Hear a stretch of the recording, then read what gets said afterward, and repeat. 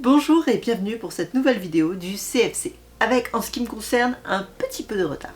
CFC ou Crafty Friends Club, c'est un petit collectif d'artistes qui vous propose tous les mois impair le dernier samedi du mois, normalement, un petit tuto créatif autour d'un thème commun. Et le thème du mois de novembre, c'était couleurs vives. Trêve de blabla, c'est parti pour le tuto.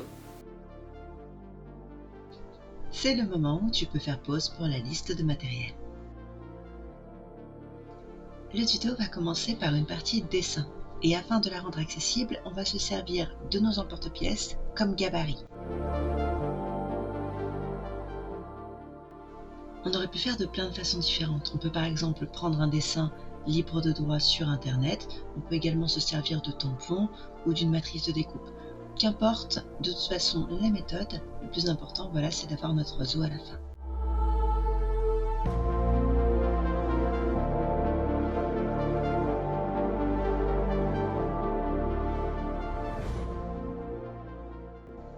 Pour le tuto, j'ai choisi de travailler sur des lignes très simples et épurées et un oiseau qui n'a pas d'origine spécifique. Mais il aurait été possible, par exemple, de faire un perroquet, ce qui aurait été génial pour travailler par exemple les couleurs vives.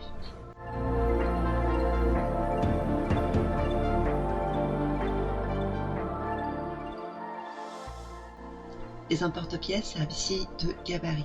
Pour autant, le gabarit n'est pas censé te limiter au niveau des traits. Sens-toi libre d'explorer autour et de faire réellement des formes qui te conviennent et qui te plaisent.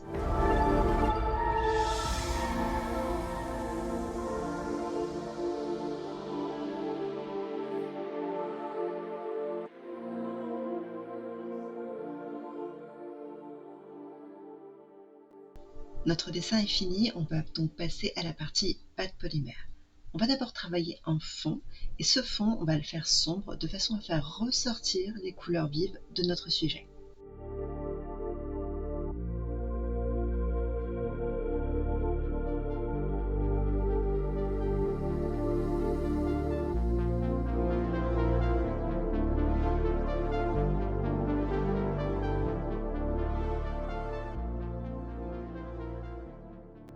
Le tracé doit être assez léger de façon à ne pas déformer les motifs derrière et surtout juste pour se donner, on va dire, un rapide aperçu de là où on va placer nos différents éléments.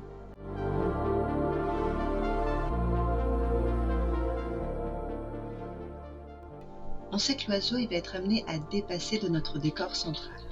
Donc pour éviter un effet d'escalier qui pourrait déformer notre oiseau, on va aussi rajouter au niveau du fond des éléments qui vont passer sur la queue et la tête. C'est les parties de l'oiseau qui vont dépasser de notre motif central.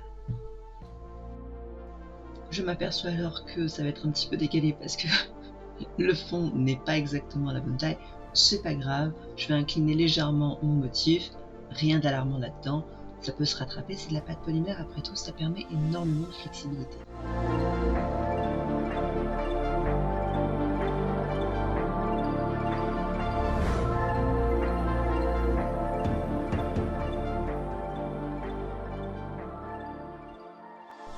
Couleurs vives n'était pas un thème facile parce que les couleurs vives, je les associe surtout à l'été et à la chaleur. Quand il commence à faire froid, comme en automne, ça devient un peu plus compliqué de trouver l'association de couleurs qui puisse me convenir parce que l'inspiration, elle a du mal à venir.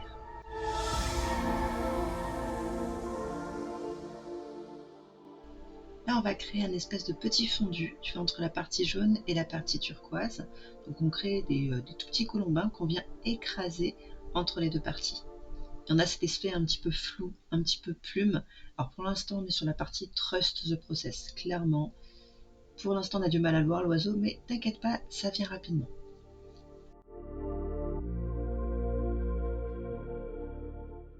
On peut rajouter quelques petits colombins juste pour ajouter ce petit côté pouf au niveau des plumes de son petit torse.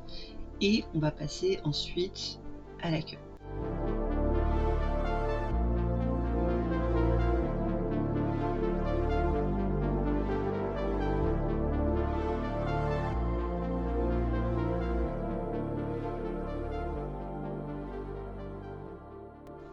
Pour les effets de profondeur, on peut écraser la partie arrière de la queue légèrement, de façon à faire en sorte qu'on ait l'impression que cette partie-là, elle est dans l'arrière du plan.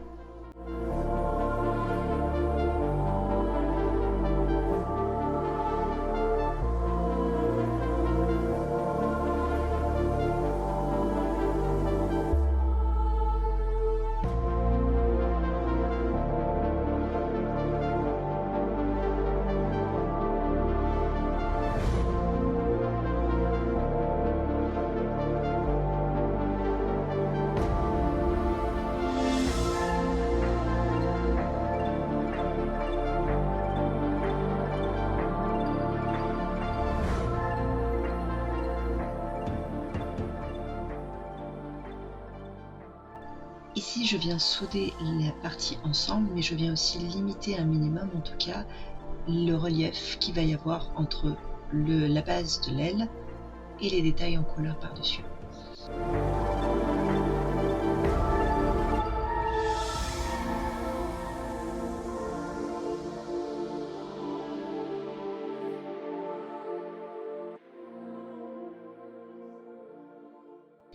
Pour cette partie-là, tu peux t'aider de ton dessin au départ ou tu peux y aller à l'œil.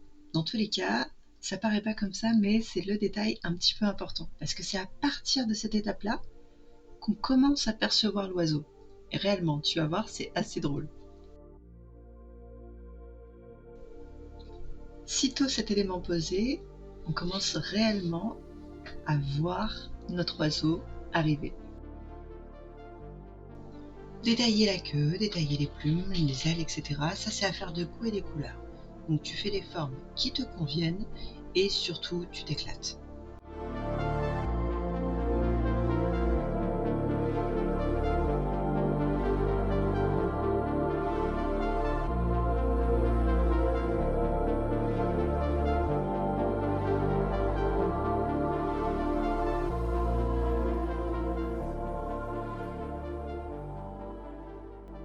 Pour ajouter un petit côté mignon à l'oiseau, je rajoute une petite joue que je vais faire en relief par rapport au reste de la tête.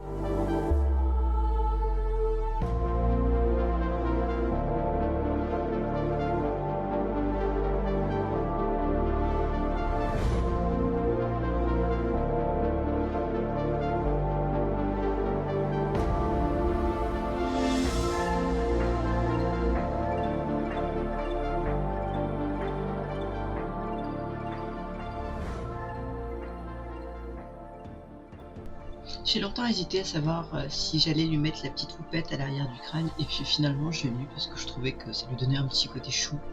Mais c'est encore une fois c'est optionnel, c'est toi qui vois. À partir de ce moment-là du tuto, on va commencer à travailler quasiment exclusivement avec des colombins.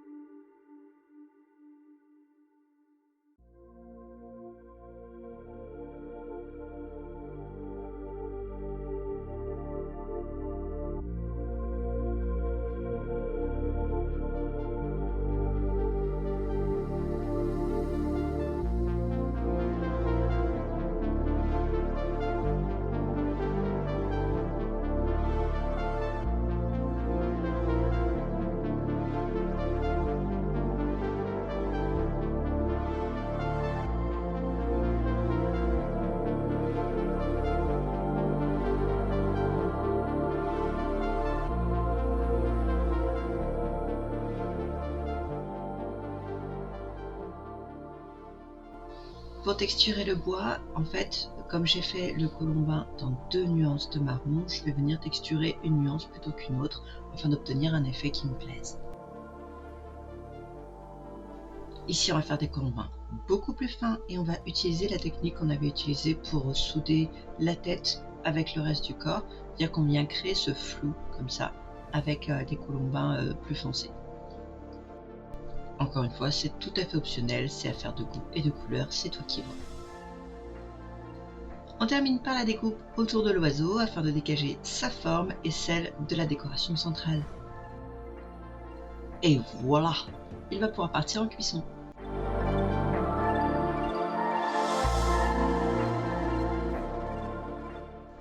L'étape du vernis, c'est pour protéger la pièce, mais c'est aussi pour faire en sorte que les couleurs vives soient encore plus brillantes et encore plus belles. Pendant les fêtes, il peut arriver que tu t'offres à toi-même ou qu'on t'offre des boîtes de chocolat, tu sais, aimantées. Il est tout à fait possible, si tu n'utilises pas la boîte, de récupérer les aimants. C'est exactement cela que j'utilise pour mes pièces de ce type. Et si jamais tu te demandes, mais pourquoi la feutrine à l'arrière? Pour 2 raisons. La première, elle est esthétique, ça fait un travail qui est beaucoup plus fini, beaucoup plus joli. Et ensuite, la deuxième, elle est pratique. En fait, les pièces comme ça aimantées, si tu veux les mettre par exemple sur un frigo, Quand tu colles de la feutrine comme ça par-dessus, ça évite que l'aimant ne vienne rayer ton frigo en fait. Et ça, bah, pour le coup, c'est quand même super sympa. Et voilà, on a fini. Alors, si jamais tu as des coupes autour, elle n'a pas été très propre, tu peux toujours venir poncer un petit peu. Mais sinon, on a fini. Et regarde-moi ce résultat. Ça vaut le coup, non? Une pièce aimantée comme ça peut venir sur un frigo, mais ça peut aussi venir se coller sur des équerres en métal. Regarde, c'est plutôt mignon, je trouve. Eh bien, j'espère que tu as aimé ce tuto. Prends soin de toi et à bientôt.